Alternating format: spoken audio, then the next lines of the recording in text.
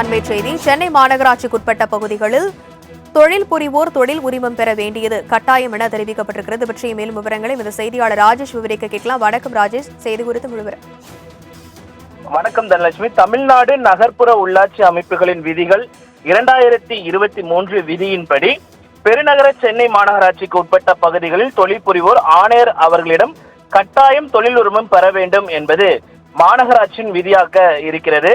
விதி 290 படி புதிதாக எடுக்கப்படும் மற்றும் புதுப்பிக்கப்படும் தொழில் உரிமங்கள் 3 ஆண்டுகள் வரை செல்லத்தக்கவையாக இருக்கும் என குறிப்பிடப்பட்டிருக்கிறது.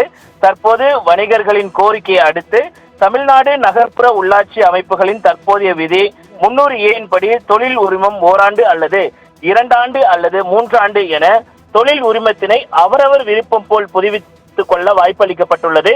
இதனை பயன்படுத்தி வணிகர்கள் தங்களது உரிமத்தை இணையதளத்தின் வாயிலாகவும் இ-சேவை மையத்திலும் மண்டல அலுவலகங்களிலும் மற்றும் சம்பந்தப்பட்ட உரிம ஆய்வாளரிடம் கையடக்க கருவி மூலமாக தொழில் உரிமத்தினை 31/3/2025க்குள்ளாக புதுப்பித்துக் கொள்ள வேண்டும் என்று மாநகராட்சி உத்தரவிட்டிருக்கிறது.